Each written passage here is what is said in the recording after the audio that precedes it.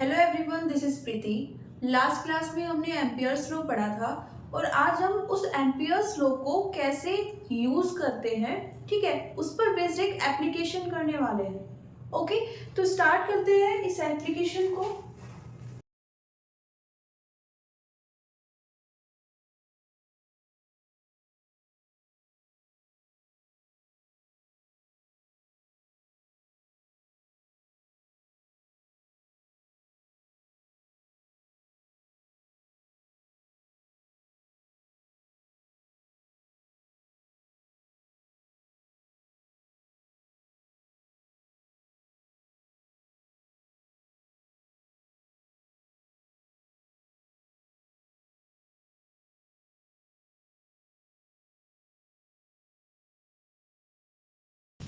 तो इस एप्लीकेशन में हम क्या करने वाले हैं, एक स्ट्रेट वायर लेने वाले हैं। ओके, और ये वायर भी कैसा है, इनफाइनाइट है।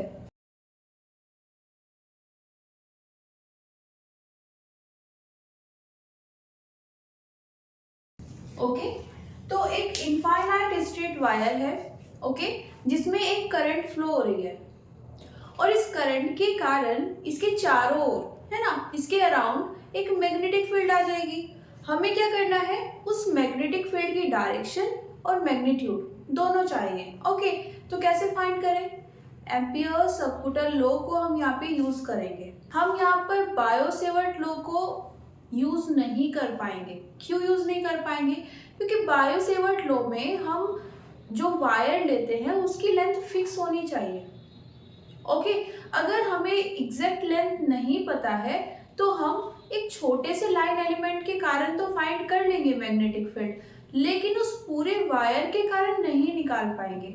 ओके, तो अगर आप एक इनफाइनाइट वायर यूज कर रहे हो और उस वायर के छोटे से एलिमेंट के कारण आपको क्या चाहिए, किसी पॉइंट पर मैग्नेटिक फील्ड जानना है। ओके, तो आप उसको यूज कर सकते हो, लेकिन अगर इनफाइनाइट वायर और पूरे वायर का आपको चाहिए देन नॉट पॉसिबल।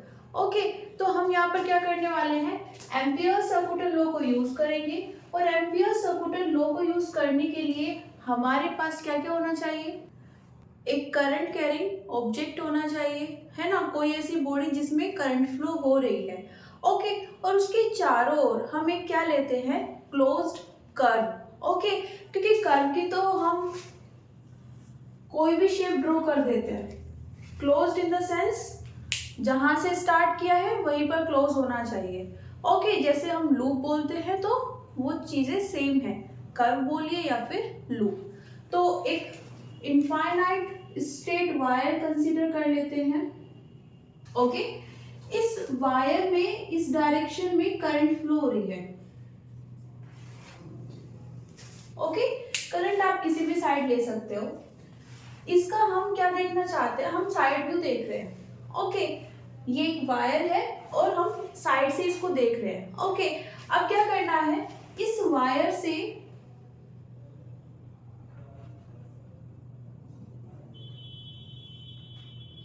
किसी पी पॉइंट पर हमें क्या जानना है, मैग्नेटिक फील्ड। ओके, तो क्या करते हैं, according to Ampere's circular law,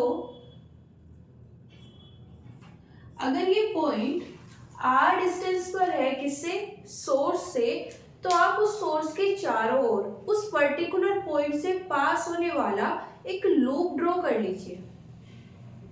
okay, अगर यहाँ पर ये डिस्टेंस कितनी है, आर, दैट मीन्स आपको जो लूप ड्रॉ करना है, जो क्लोज्ड कर्व आपको बनाना है, वो उस पॉइंट से पास होना चाहिए। ओके, तो ड्रॉ करते हैं। ओके, तो ये हमारे पास क्या आ गया है,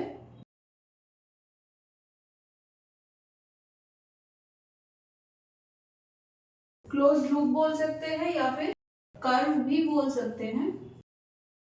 ओके, अगेन हम यहाँ पर ये क्या ड्रॉ कर रहे हैं, साइड व्यू। ओके, तो इसलिए हमने यहाँ पर ये सर्कल है बट ये थोड़ा ओवल शेप का ड्रॉ किया है। ओके, नेक्स्ट क्या करना है, मैग्नेटिक फील्ड चाहिए, तो क्या करेंगे, एम्पियर सर्कुलर लॉ में हमें जो इक्वेशन मिली थी, है ना, जिसको हमें इंटीग्रेट करना होता है, उस इक्वेशन को यूज करेंगे। ओके, तो मान लेते हैं ये छोटा सा हमने एलिमेंट ले लिया है और इसकी लेंथ कितनी है, dl। ओके, इस एलिमेंट पर मैग्नेटिक फील्ड कितनी है, मान लेते हैं b। ओके, क्या क्या कंसीडर कर लिया है, रेडियस इस क्लोज्ड लूप की कितनी है r, इस पॉइंट P पर हमने छोटा सा लाइन एलिमेंट ले लिया है ना, इस क्लोज्ड लूप पर, और उस पर क्या देखी है हमने, मैग्नेटिक फील्ड कितनी है, एज्यूम किया है B है। ओके, किसके कारण, इस करंट के कारण। ओके, लिखते हैं।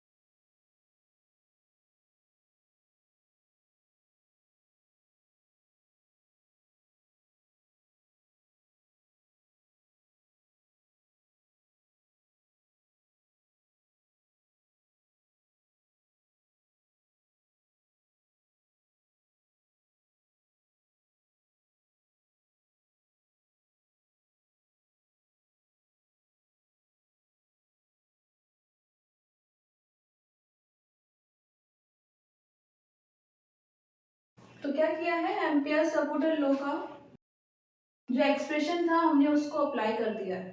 ओके, उसी के अलावा हमने यहाँ पर जो एलिमेंट लिया है वो क्या लिया है, स्मॉल एलिमेंट है dl। ओके, और उस dl एलिमेंट पर स्पेसिफिकली देखो यहाँ पर जो पॉइंट P था उसी पर हमने छोटा सा dl एलिमेंट लिया है, और इस dl एलिमेंट पर जो मैग्नेटिक फील्ड है वो कितनी कंसीडर की है, b। ओके, क्या करेंगे, इंटीग्रेट करेंगे, वो किसके इक्वल आएगा, म्यू नॉट आई। आई क्या है, वो करंट जो इस क्लोज्ड लूप ने एनक्लोज्ड की है। आगे क्या करेंगे, इसको लिख सकते हैं B D L cos theta equals to mu naught I. Okay, अब देखो अगर हम इसको सॉल्व करते हैं तो तब हमें क्या मिलेगी, वैल्यू ऑफ बी। मतलब मैग्नीट्यूड अगर हमें चाहिए तो इसे सॉल्व करना होगा, है ना, लेकिन डायरेक्शन के लिए हमें इस एक्सप्रेशन को सॉल्व करने की जरूरत नहीं है। डायरेक्शन हम कैसे निकाल सकते हैं, राइट हैंड थंब रूल का यूज करके।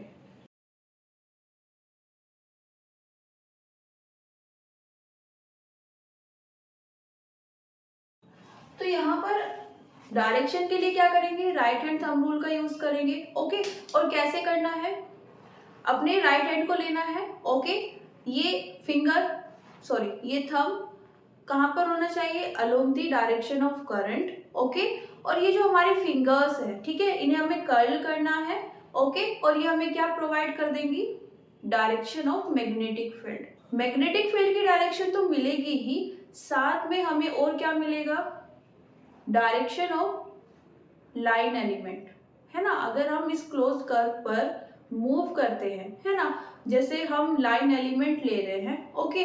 अब यहाँ पर हमने जब ये वाली फॉर्म लिखी है, इसकी वेक्टर फॉर्म में हमने क्या लिखा था, dl वेक्टर, ओके। तो सिर्फ ऐसा तो नहीं है कि हमें सिर्फ क्या लेना है, मैग्नीट्यूड लेना है, उसकी डायरेक्शन भी पता होनी चाहिए ना। ये इस फॉर्म में हम देखें हम क्या लिख रहे हैं, कोस थीटा। तो थीटा किस किस के बीच में है, थीटा है यहाँ पर angle between the direction of magnetic field and line element. तो हमें यहाँ पर कौन कौन सी डायरेक्शन चाहिए, एक तो मैग्नेटिक फील्ड की डायरेक्शन पता होनी चाहिए और दूसरा लाइन एलिमेंट की, ओके। और ये दोनों हमें किससे मिल जाएगी, राइट हैंड रूल से।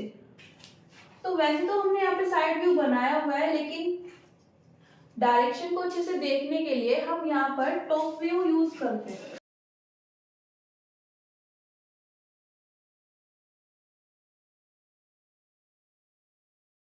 ये आपके पास क्या है, एक वायर है जिसमें इस डायरेक्शन में करंट फ्लो हो रही है, ओके। और ये हमारे पास सर्कुलर लूप है इसके चारों ओर। तो जब आप इसको टॉप से देखते हो तो आपको कैसा दिखाई देगा, कुछ इस तरह से, है ना। इसको अभी भूल जाओ, ये कोई डायरेक्शन नहीं है, ये आपको इस तरह से दिखाई देगा, ओके। तो इसी तरह से हम यहाँ पे बना लेते हैं।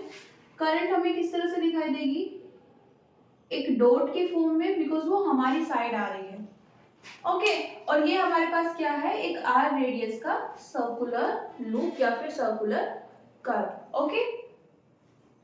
अब यहाँ पर क्या करना है, इसको रखते हैं along the direction of current और रोटेट करते हैं अपनी फिंगर्स को, है ना। इस तरह से आ रही है, ओके। तो ये हमारे पास क्या आ गई, direction of magnetic field, okay. यहां पर निकाले तो कैसे आएगी, इस पॉइंट पर इस तरह, इस पॉइंट पर फाइंड करें देन यहां पर,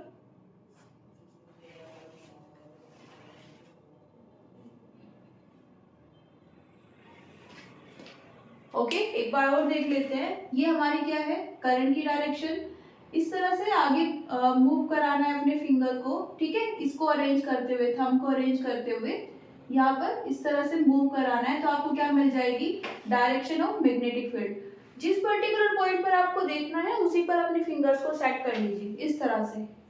यहाँ पर देखना है तो आगे जाना है, यहाँ पर देखना है अगेन आगे जाना है, ठीक है। यहाँ पर, ठीक है। तो यहां से हमारे पास ये क्या आ गई है, मैग्नेटिक फील्ड की डायरेक्शन। प्लस में क्या करना है, हमें और क्या चाहिए, हमारे पास यहाँ पर एक लाइन एलिमेंट है, ओके। और वो हम वैसे तो इस पॉइंट पर हमने लिया है जो पी पॉइंट कंसीडर किया था, लेकिन वैसे वो हम कहीं पर भी ले सकते हैं, है ना, इस लूप पर।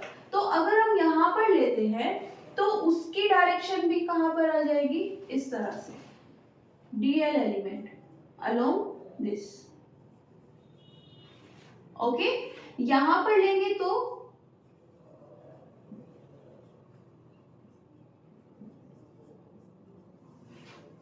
ठीक है, ये हमने लास्ट क्लास में डिस्कस भी किया था कि आपको सिर्फ इस राइट हैंड थंब रूल से मैग्नेटिक फील्ड नहीं मिलेगी, साथ में आपको ये भी पता चल जाएगा कि आपको कर्व में मूव किस साइड करना है ना। अब आप इस तरह से लेके जा रहे हो अपने फिंगर्स को, देन आपको इसी तरह से मूव करना है। और जब आप इस तरह से मूव कर रहे हो तो आप किसी भी पॉइंट पर क्या करोगे, डायरेक्शन, ये टेंजेंट लोगे, ठीक है। टेंजेंट की ये वाली डायरेक्शन होगी, तो आपको सेम फॉर्म में क्या मिल जाएगी, direction of those line elements, okay. तो यहां से फर्स्ट थिंग हमने क्या जानी है कि किसी भी पॉइंट पर चेक कर लीजिए, मैग्नेटिक फील्ड और लाइन एलिमेंट दोनों कैसे हैं, टेंजेंशियल है, एक दूसरे के पैरेलल है, ओके।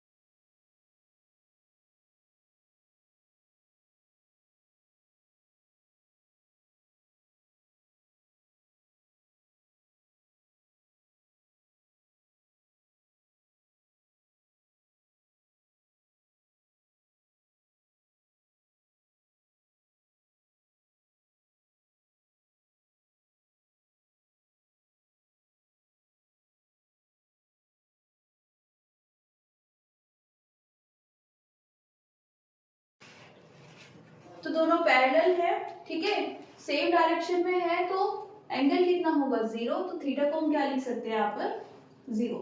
अब देखिए जितनी इंफॉर्मेशन अभी तक हमें मिल चुकी है उसके अकॉर्डिंग क्या आप बता सकते हैं कि जो 3 पॉइंट्स हमने पढ़े थे, कौन से 3 पॉइंट्स जिनमें एम्पियर्स लॉ को यूज करना यूजफुल होता है, तो क्या उनमें से कोई भी पॉइंट यहाँ पर है अवेलेबल?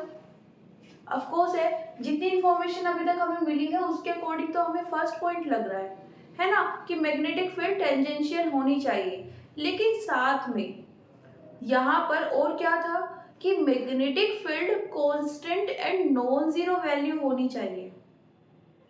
ओके, एक तो नॉन जीरो होनी चाहिए और दूसरी कांस्टेंट। तो एक बार वो पॉइंट भी देख लेते हैं। देखिए यहाँ पर करंट एग्जिस्ट करती है ना, हमने बोला कि यहाँ पर एक नॉन जीरो करंट है जो इस डायरेक्शन में फ्लो हो रही है ना, और ये करंट नॉन जीरो है। ओके, अब ये प्रिंसिपल हमने पढ़ लिया है कि कहीं पर भी अगर करंट फ्लो हो रही है तो उसके अराउंड क्या हमें मिल जाएगी, मैग्नेटिक फील्ड, है ना। और जब हम बोल रहे हैं कि मैग्नेटिक फील्ड मिल रही है तो ऑफ कोर्स वो नॉन जीरो ही होगी, है ना। तो मतलब इतना तो क्लियर है कि जब आप बोल रहे हो कि यहाँ पर नॉन जीरो करंट है, दैट्स मीन यहाँ पर नॉन जीरो मैग्नेटिक फील्ड भी है। ओके, सेकंड, क्या वो कांस्टेंट है? हमने बोला कि हम इस वायर से r डिस्टेंस पर एक पॉइंट ले रहे हैं। ओके, मान लेते हैं हमने ये पॉइंट लिया है। ओके, अब ये पॉइंट कितने डिस्टेंस पर है, r पर। तो हमने क्या किया, अब इस पॉइंट से पास होने वाला एक सर्कल ड्रॉ कर दिया। ओके, अब सर्कल में क्या होती है, रेडियस, और हमने बोला कि इस सर्कल के सेंटर पर कौन है, वायर। तो क्या हम ये बोल सकते हैं कि इस सर्कल के सभी पॉइंट्स इस करंट से इक्वल डिस्टेंस पर है? ये हमारे पास सर्कल है। ओके, कितनी रेडियस है, r। तो अगर हम यहाँ पर कोई पॉइंट ले रहे हैं तो रेडियस कितनी है इस सेंटर से, इसको सेंटर मान रहे हैं अभी, ओ ले लेते हैं। ओके, कितनी है r। यहाँ पर कोई पॉइंट कंसीडर करें, उसकी भी डिस्टेंस कितनी होगी सेंटर से, r। इस पूरे सर्कल पर आप कहीं पर भी कोई पॉइंट ले लीजिए, डिस्टेंस कितनी आएगी, r, मतलब सेम है। ओके, अब हमने कहा कि जो वायर है ना जिसमें करंट फ्लो हो रही है, मतलब जो करंट का सोर्स है वो सेंटर पर रख दिया है हमने, है ना। ये हमारे पास सर्कल था और इसके सेंटर पर हमने क्या रख दिया है, करंट कैरिंग वायर। अभी क्या होगा, अब आ जाते हैं अपने ओस्टर्ड के एक्सपेरिमेंट्स पर। उन्होंने क्या बोला था कि आपके पास कहीं पर भी अगर करंट फ्लो हो रही है और आप जैसे जैसे उसके पास जाओगे तो मैग्नेटिक फील्ड इंक्रीज होने लगेगी, है ना, और जब दूर जाओगे तो वो डिक्रीज होने लगेगी। ओके, और ऐसा नहीं है कि सिर्फ ये एक डायरेक्शन में हो रहा है, आप उसके अराउंड, है ना, अगर ये वायर है इसमें करंट फ्लो हो रही है तो आप इसके अराउंड कहीं पर भी चले जाइए, किसी भी डायरेक्शन से देख लीजिए, पास जाओगे तो मैग्नेटिक फील्ड इंक्रीज हो जाएगी, दूर जाओगे तो डिक्रीज। अब हम बोल रहे हैं कि हमने चारों ओर सेम डिस्टेंस पर पॉइंट्स ले लिए हैं, सेम डिस्टेंस पर, सेम डिस्टेंस पर है, दैट्स मीन मैग्नीट्यूड कुछ भी आए, है ना, मैग्नीट्यूड कुछ भी आए लेकिन होगा सेम। तो यहाँ पर समझना क्या है, करंट कैरिंग वायर से अगर पॉइंट्स की जहाँ पर हमें मैग्नेटिक फील्ड चाहिए उनकी डिस्टेंस सेम है, ओके, किसी भी डायरेक्शन में चले जाओ आप, डिस्टेंस सेम है तो मैग्नीट्यूड सेम रहेगा।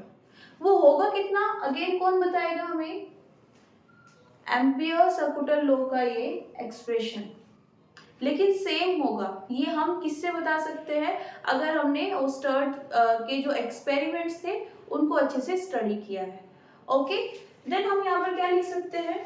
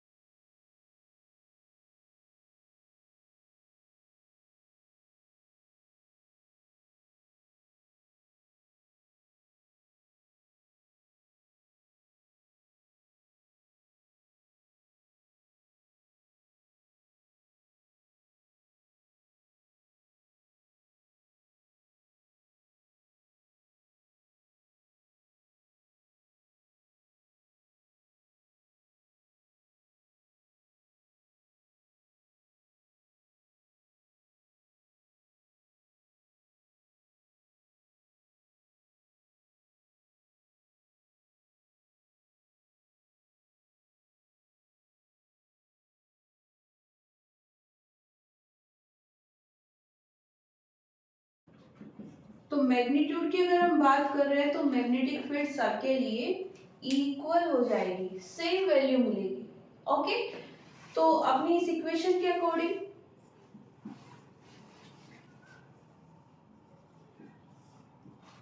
क्या क्या लिख सकते हैं, यहां पर B D L cos theta कितना है 0, तो कोस 0 कितना आ जाएगा 1, तो इसको ये लिख सकते हैं। ओके, अगेन जब हम इंटीग्रेशन करते हैं तो सिर्फ उन वैल्यूज को इंटीग्रेट करते हैं जो चेंज हो रही है। लाइन एलिमेंट तो ऑफ कोर्स चेंज होगा, क्योंकि हम ये वाला एलिमेंट ले रहे हैं, फिर इसमें ये वाला एलिमेंट ऐड करेंगे, उसके बाद ये, इस तरह से पूरे कर्व पर जितने भी एलिमेंट्स हैं हम उन सबको ऐड करने वाले हैं। तो ये तो ऑफ कोर्स चेंज होता जाएगा, लेकिन क्या मैग्नेटिक फील्ड भी चेंज हो रही है? आंसर है नो। मैग्नीट्यूड सेम रहेगा, कांस्टेंट है या सेम है, तो ये बाहर आ जाएगा। इंटीग्रेट किसको करना है? डीएल को। ओके, क्या लिख सकते हैं इसको?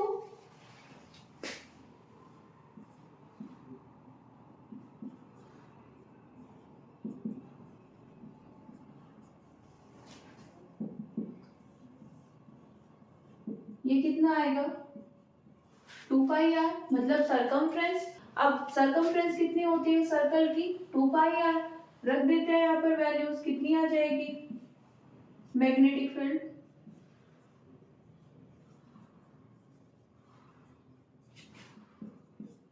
B equals to mu naught I divided by 2 pi r। Okay, अब आप रेडियस को एक बार फिक्स कर दीजिए।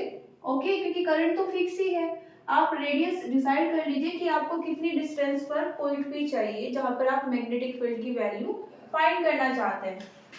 वहां पर आपको क्या मिल जाएगी? Value of B.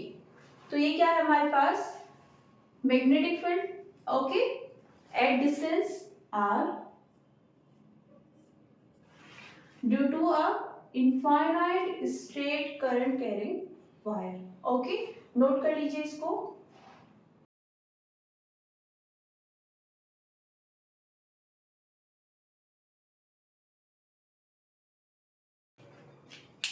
देखो, अभी हमने यहाँ पर जो डायरेक्शंस देखी थी वो किसकी हेल्प से देखी थी? Top view.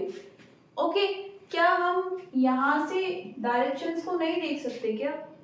ऑफ कोर्स देख सकते हैं, लेकिन क्या है कि जब हम टॉप व्यू से देखते हैं तो हमें थोड़ी क्लियरिटी मिल जाती है। ओके, अगर हम साइड व्यू से देखना चाहते हैं तो कैसे देख सकते हैं? देखो, ये हमारे पास क्या है, क्योंकि साइड से देखना है ना, तो इस तरह से आप देखोगे तो आपको ये साइड व्यू दिखेगा। ओके, अब यहाँ पर क्या है, सेंटर में करंट है, सॉरी करंट कैरिंग वायर है इस तरह से। ओके, क्या करना है फर्दर? आपको अपना राइट हैंड यूज करना है, थंब को कहाँ रखना है? इसके अलोंग। ओके, और अपने फिंगर्स को आगे मूव कराना है, तो कराते हैं। ये हमने क्या रखा? थंब, और अपने फिंगर्स को आगे मूव करा रहे हैं। ओके, इस तरह से। अब देखो, अगर हम यहाँ पर जानना चाहते हैं मैग्नेटिक फील्ड की डायरेक्शन, ओके, तो हम क्या करेंगे? इस तरह से आगे लेके जाएंगे, क्योंकि थंब तो ऊपर की डायरेक्शन में ही है ना। आप इसको इस साइड ले जाओ, इस साइड ले आओ, है तो ऊपर ही। हम अगर यहाँ पर डायरेक्शन जानना चाहते हैं तो अपने फिंगर्स को यहाँ पर रख के आगे मूव कराएंगे, इस तरह से यहाँ पर रखेंगे और आगे मूव कराएंगे। क्या ये डायरेक्शन मैग्नेटिक फील्ड की डायरेक्शन को रिप्रेजेंट कर रही है? मैग्नेटिक फील्ड इस तरह से आ रही है इनटू द प्लेन। हम इसको कैसे रिप्रेजेंट कर सकते हैं? यहाँ पर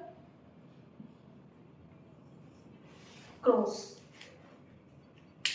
ओके,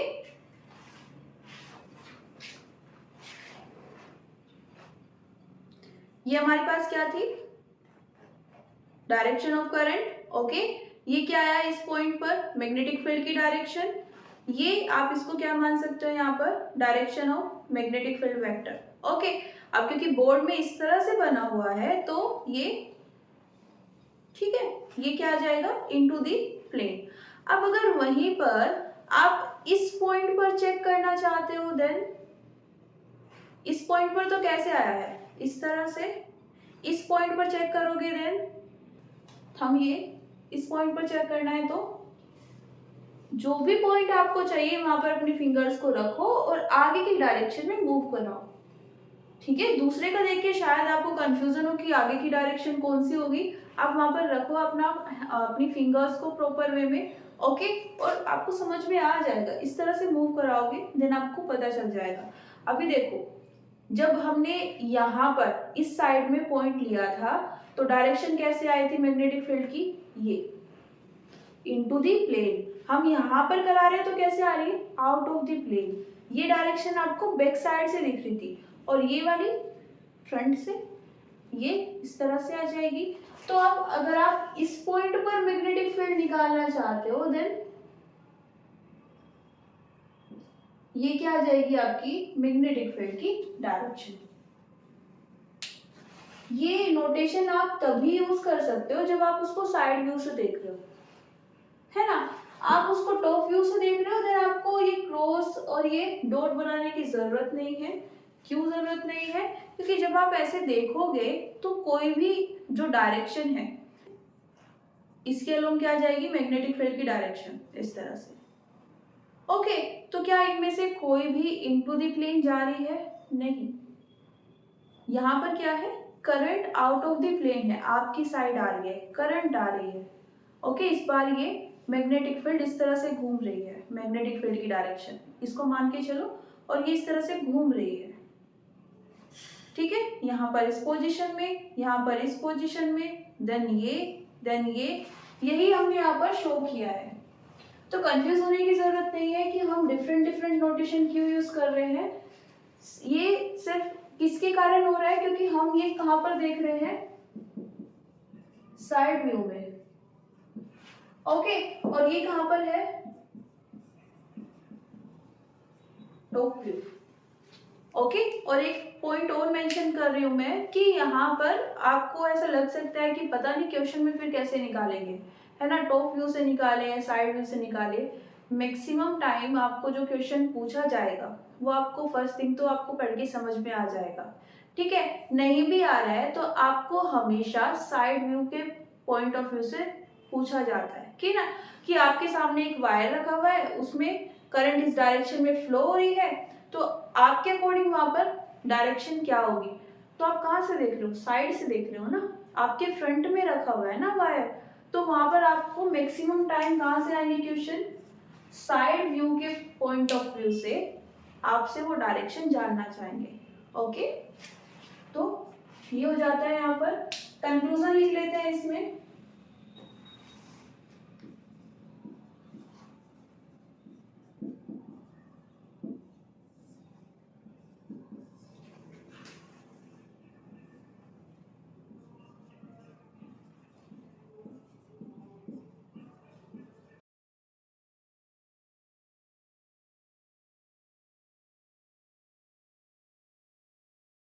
क्या मतलब है इस पॉइंट का, हमने अभी देखा है B इक्वल्स टू क्या होता है, mu naught I by 2 pi R। अब देखो म्यू नॉट तो यहाँ पर क्या होता है, कांस्टेंट, 2 पाई भी क्या है, कांस्टेंट। I को हमने मेंशन कर दिया कि देखो करंट यहाँ पे सेम है, वो चेंज नहीं हो रही है। देन बचा क्या, 1 बाय R, और R क्या है, distance of point P, any point P, है ना, फ्रॉम दी वायर। ओके, हम इसको यहाँ पर ले सकते हैं, पॉइंट P को यहाँ पर ले सकते हैं, यहाँ पर भी ले सकते हैं। ओके, हमेशा कितनी रहेगी डिस्टेंस, R रहेगी। अगर हम इसको यहाँ पर ले लें,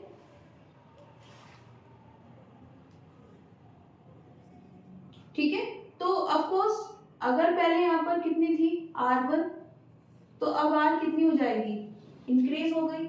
अब बड़ा सर्कल बनेगा तो रेडियस बढ़ गई, है ना। तो यहाँ पर B की वैल्यू ये इंक्रीज हो रही है तो ये डिक्रीज हो जाएगी।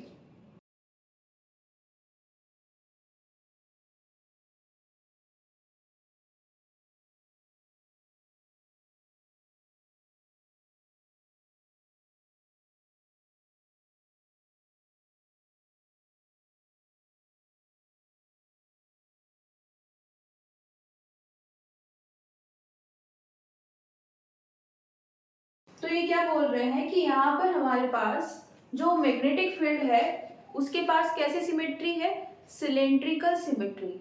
अब ये सिलेंड्रिकल सिमेट्री क्या होती है, देखो सिमेट्री का मतलब है हमारे पास ऐसे कुछ पॉइंट्स हैं जिन पर मैग्नेटिक फील्ड की अगर हम वैल्यू निकालें तो वो सेम रहती है ना। अब अगर वो पॉइंट्स एक सिलेंड्रिकल शेप बनाते हैं तो हम बोल देते हैं कि कैसी सिमेट्री आ गई, सिलेंड्रिकल सिमेट्री। 3D की बात कर रहे हैं। ओके, देखो एक बार डायग्राम ड्रॉ कर लेते हैं, उससे थोड़ा और क्लियर हो जाएगा। ये हमारे पास वायर है। ओके, देखो वायर तो सेम है, ठीक है, और इसमें इस डायरेक्शन में करंट फ्लो हो रही है। ओके, तो अगर आप वायर से r डिस्टेंस पर यहाँ पर एक पॉइंट P कंसीडर कर रहे हो, ठीक है, r डिस्टेंस पर है ये, मैग्नेटिक फील्ड कितनी आ जाएगी, ये। अब आप थोड़ा सा ऊपर चले गए वायर में और अगेन आपने r डिस्टेंस पर फिर से एक P पॉइंट ले लिया। वैसे तो आप वायर में थोड़ा ऊपर आ गए हो, लेकिन आप ऊपर जाओ या नीचे, क्या एक्सप्रेशन में इस पर कोई फर्क पड़ता है क्या? एक्सप्रेशन में इससे कोई फर्क नहीं पड़ेगा।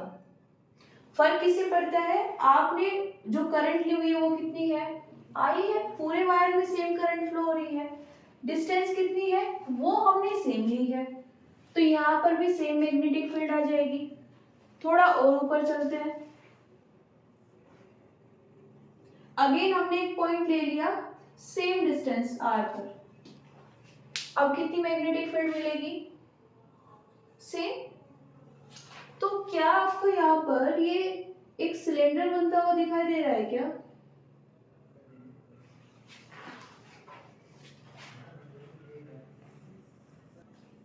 कुछ ऐसा जिसके सेंटर में क्या रखा हुआ है, एक वायर जिसमें कितनी करंट फ्लो हो रही है, r।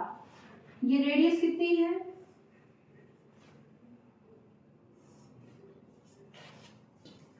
ओके।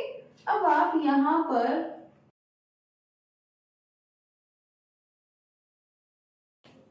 ये हमारे पास, अब इसके चारों ओर, ठीक है, r डिस्टेंस पर आप कहीं पर भी क्या ले लीजिए, कोई पॉइंट ले लीजिए, ठीक है, आपको क्या मिलेगी, सेम मैग्नेटिक फील्ड। और आप एक इन पॉइंट्स को मिला के एक शेप रेडी करते हो तो आपको शेप क्या मिल रही है, सिलेंड्रिकल शेप। ओके, तो हमारे पास कैसी सिमेट्री आ गई है, वैल्यू सेम है मतलब सिमेट्री है, क्योंकि वो जो पॉइंट्स जिन पर वैल्यू सेम है वो सिलेंड्रिकल शेप में है, देन हमारे पास कैसी सिमेट्री है, सिलेंड्रिकल।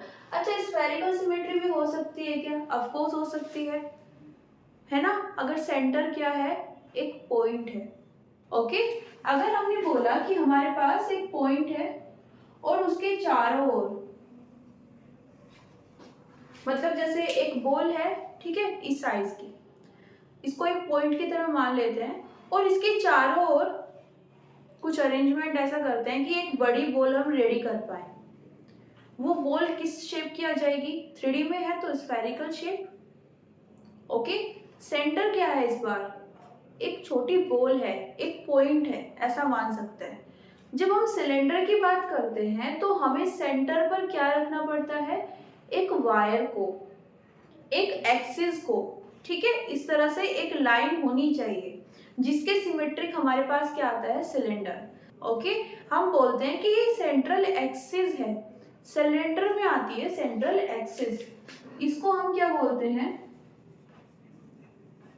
Central axis. ओके, और इस सेंट्रल एक्सिस पर हमने क्या रख दिया इस बार, अपने वायर को, तो इसके चारों ओर जितने भी पॉइंट्स हैं उन सब पॉइंट्स पर क्या आएगी, सेम मैग्नेटिक फील्ड। अच्छा, ये चीज हमने ना फर्स्ट चैप्टर में भी पढ़ी थी, ठीक है, हमने पेपर से स्टडी किया था कि ये जो हमें सामने से फ्रंट साइड से क्या प्लेन दिख रहा है, लेकिन हम अगर यहाँ पर भी पॉइंट्स लें, वो भी आधे डिस्टेंस पर है, ये वाली आर डिस्टेंस नहीं है जो आपको बोर्ड में दिख रही है, ये वाली। आप जब एक सिलेंडर ड्रॉ करोगे, है ना, पेपर को फोल्ड कर लेना सिंपली और उसके बीच में अपने पेन को रख लेना, ठीक है। तो आपके पेन से पेपर की जो साइड्स है उनके बीच की डिस्टेंस कितनी होती है, आर होती है। तो आप उस पेपर पे चारों ओर कहीं पर भी कोई पॉइंट ले लो, डिस्टेंस कितनी रहेगी, सेम रहेगी, ठीक है। ये एग्जांपल है, आप किसी भी तरह से इसको समझ सकते हैं। नेक्स्ट, अगर हम डायरेक्शन की बात करें, मान लेते हैं कि ये हमारे पास सर्कल है, ओके, वायर के चारों ओर का, ओके, ये वायर है आपकी साइड पॉइंट करता हुआ और आर डिस्टेंस पर हमने क्या लिया है, एक सर्कुलर लूप। तो यहाँ पर डायरेक्शन इस तरह से आ जाएगी,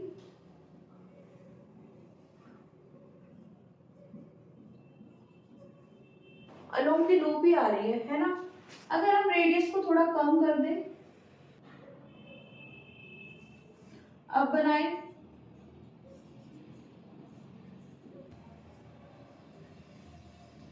अब हम क्या कर रहे हैं, रेडियस को कम करते जा रहे हैं, ये बाहर जा रहे हैं तो रेडियस को इंक्रीज करते हुए जा रहे हैं,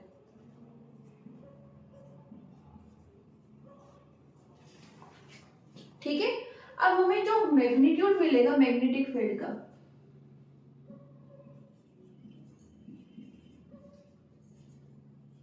वो इस तरह से होगा, मतलब अब मैग्नेटिक फील्ड सेम नहीं है, ओके, लेकिन डायरेक्शन तो सेम है ना,